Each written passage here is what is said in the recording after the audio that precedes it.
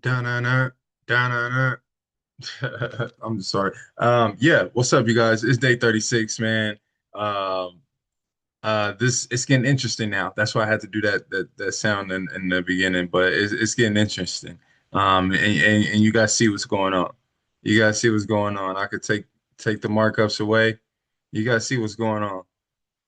Look at this weekly candlestick. Started at $1.33 for Monday.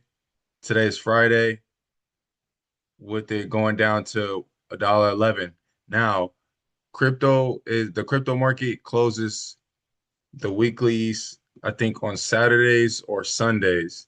So I think we still have more time with XRP versus like the rest of the foreign exchange market. How the rest of the foreign exchange market is um, closed now that it's Friday and it doesn't open again till Sunday. So we got a little bit more time to go with XRP. And I'm saying that because it's all about where the body candlestick closes, right? Are we gonna wick from here and continue to wick up higher, back up to $1.20, $1.25, and show that type of candlestick? Because that could be a different type of sign. The way this candlestick closes for the week and the way the next week candlestick opens is very important. Is very important. So when I bring the markups back, all these markups are for a reason, guys. I keep my stuff simple to where it almost looks like it's just a kid drew it on the chart, but for real, all this is hitting specific price points. This whole white line that you guys see that I just drew, I added this. This white line has been added. I don't think this white line was on yesterday's video.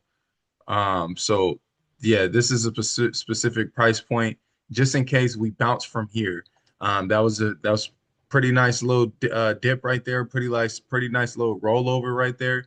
Um, and from the bearish, people would call this a bearish flag, kind of say, and we rolled over from the bearish flag, kind of say. Um, and so the other thing too is you see this zone that I have going all the way across, right? This zone right here that I have going all the way across. We are almost at the verge of dropping below that. And the bottom of that is at $1 flat.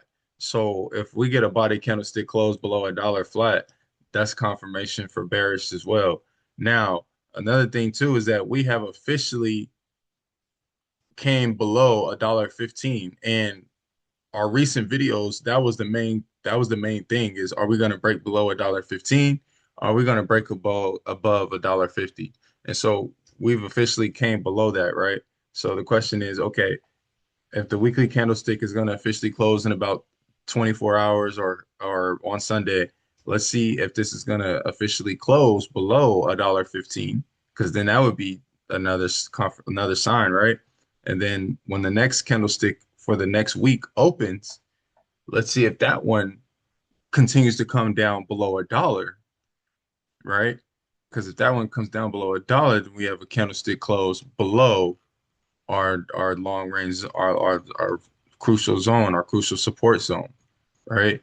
And people could get real technical. There's other traders and YouTubers who can explain all of this on like the financial side of it.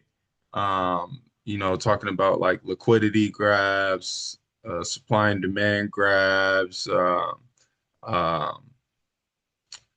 accumulation, just and then get even deeper into those specific things, right? Like what's going on in the liquidity, like the volume, how much buying volume is going on.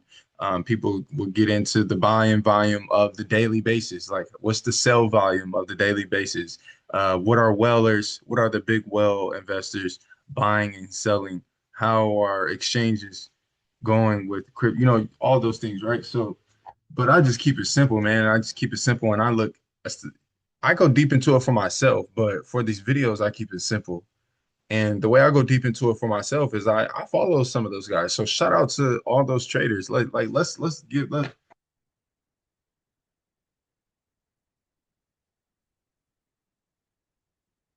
seriously, seriously, that's my clap for all my dogs out there that I follow, that I watch, man, I appreciate you guys.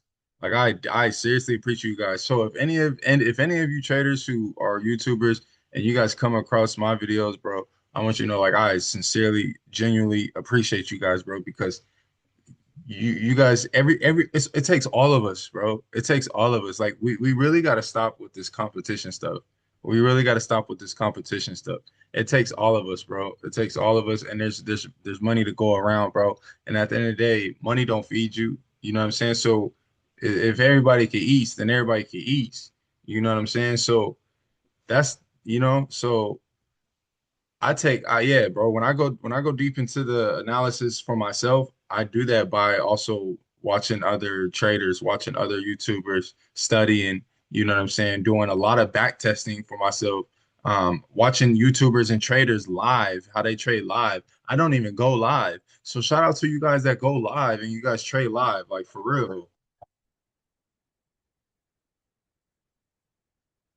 For real, man. For real. Shout out to you guys that trade live and you guys talk about everything live.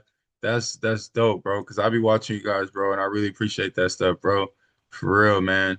For real. But going back to this white line that I have drawn, if we do bounce up from here, if we let's say we could tap $1, and I have this white line coming down below our this zone, this support zone. Let's say we tap below $1 and start trailing back up, we could trail up as high as $2.50, guys. So don't get it twisted.